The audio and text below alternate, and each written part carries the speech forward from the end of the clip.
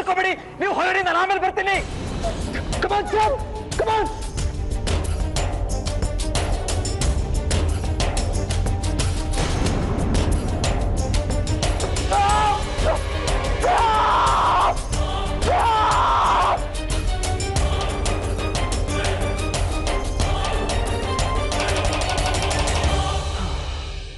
ನಿನ್ ಮುಖ ನೋಡಕ್ಕೆ ಎಷ್ಟು ಖುಷಿ ಆಗುತ್ತೆ ಗೊತ್ತಾ ಶ್ರದ್ಧಾ?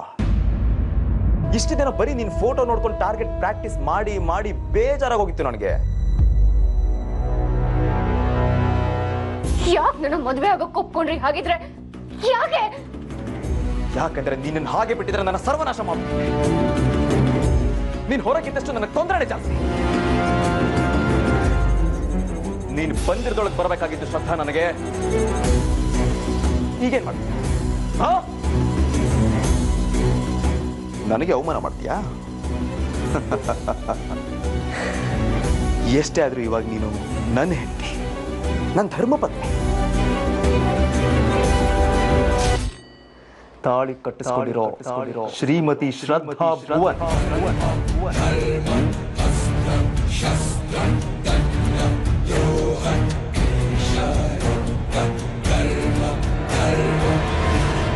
ಈ ಸಮಯ ಆನಂದಮಯ, ನೂತನ ಬಾಳಿನ ಶುಭೋದಯ. ಈ ಸಮಯ. ನೀವ್ ತಪ್ಪು ಮಾಡ್ತಾ ಇದ್ದೀರಾ ಭುವನ್. ನೀವ್ ನನಗ್ ಮಾತ್ರ ಮೋಸ ಮಾಡ್ತಾ ಇಲ್ಲ, ನಿಮ್ಮ ಮನೆಯವ್ರಿಗೆ, ನೀವನ್ನ ನಂಬ್ಕೊಂಡಿರೋರ್ಗೆ, ಎಲ್ಲರಿಗೂ. ಹೌದು, ಎಕ್ಸಾಕ್ಟ್ಲಿ ಕರೆಕ್ಟ್.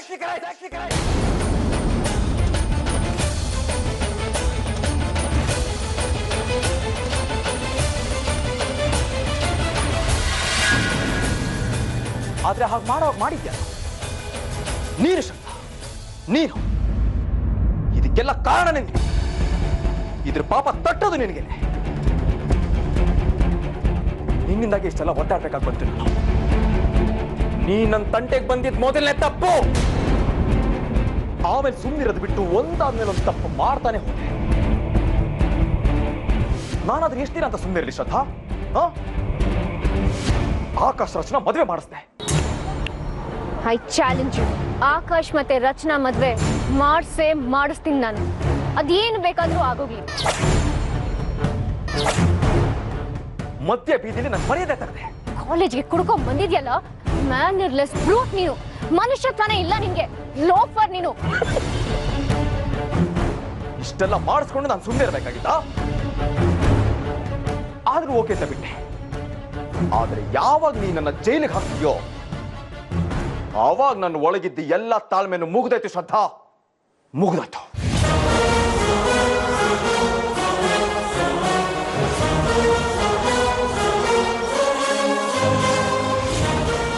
ಏನೋ ಸಿಟ್ಟಲ್ಲಿ ನಿನ್ನ ಕೆನ್ನೆಗೆ ಒಂದೇ ಒಂದು ಏಟ್ ಹೊಡೆದೆ ಅಂತ ನನ್ನ ಜೈಲಿಗೆ ಹಾಕ್ಸಿ 2 ದಿನ ಕೊಡೆ ಹೋಗಿ ಮಾಡಿದೆ ಅಲ್ವಾ ನೀನು?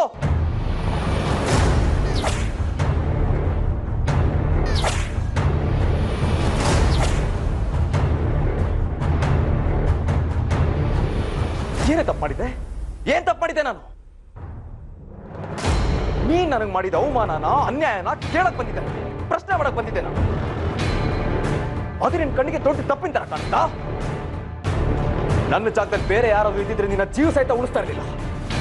ಆದ್ರೆ ನಾನು ನಿನ್ನ ಹತ್ರ ಬಂದು ಮಾತಾಡ್ದೆ. ನೀನ್ ರೇಗಿದ್ದಕ್ಕೆ ನನಗೂ ರೇಗೋಯ್ತು, ಅದಕ್ಕೆ ಹೊಡೆದಿತ್ತು. ಒಂದು ಏಟಿಗೆ ನನ್ನ ಕಂಬಿ ಎಣಿಸೋ ಹಾಗೆ ಮಾಡಿದೆ ಅಲ್ವಾ? ಅವತ್ ರಾತ್ರಿನೇ ನಿನ್ನ ಕುತ್ತಿಗೆಗೆ ನನ್ನ ತಾಳಿನೇ ಬೀಳೋದು ಅನ್ನೋದನ್ನ ನಿರ್ಧಾರ ಮಾಡಿದೆ. Yes, I will marry you Shraddha.